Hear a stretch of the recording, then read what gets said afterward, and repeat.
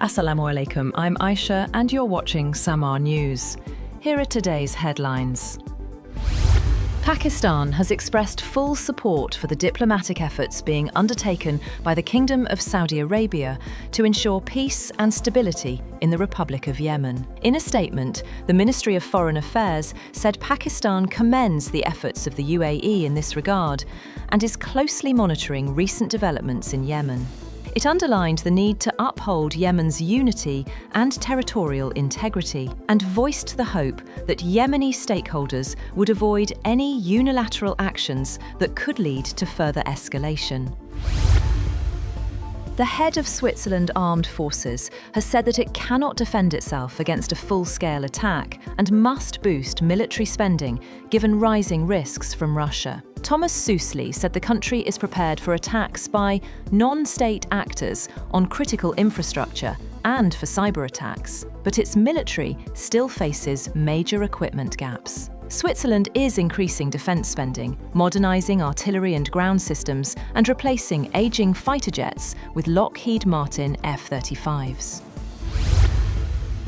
US-backed airstrikes in Nigeria hit 2 Islamic State-linked camps in the Bounty Forest of Sokoto State, targeting foreign fighters infiltrating from the Sahel.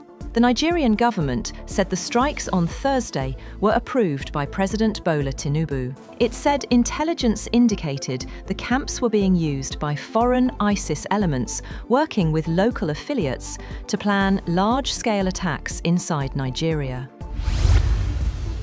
Myanmar heads to the polls on Sunday as it battles a civil war that has ravaged parts of the country, as well as one of Asia's worst humanitarian crises. The ruling junta has previously suppressed information about a severe food crisis gripping the country by pressuring researchers not to collect data about hunger and aid workers not to publish it, besides cracking down on journalists since the coup.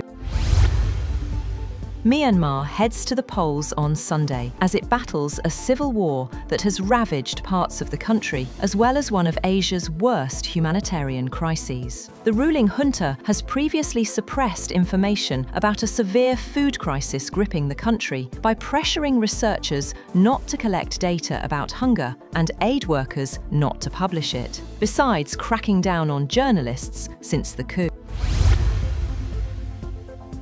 Thailand and Cambodia have agreed to halt weeks of fierce border clashes. Defence ministers of both sides said in a joint statement on the ceasefire that they agreed to maintain current troop deployments without further movement. Cambodia's defence ministry said any reinforcement would heighten tensions and negatively affect long-term efforts to resolve the situation. Israel has become the first country to formally recognise the self-declared Republic of Somaliland as an independent and sovereign state. Israeli Prime Minister Benjamin Netanyahu said Israel would seek immediate cooperation with Somaliland in agriculture, health, technology and the economy. Russian forces have also struck Kharkiv and nearby areas with 3 glide bombs, killing 2 people and injuring 8, Regional Governor Oleh Syniehubov said. 2 bombs hit the suburbs, while another struck a main road during heavy traffic, killing a man at the scene.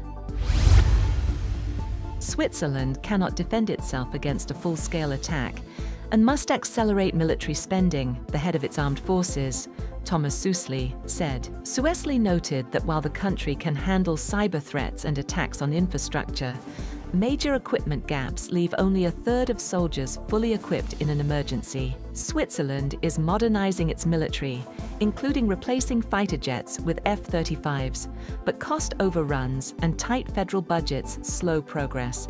Süssli warned that neutrality alone offers no protection unless backed by sufficient weaponry. That's all for now. For more updates, visit www.samaa.tv.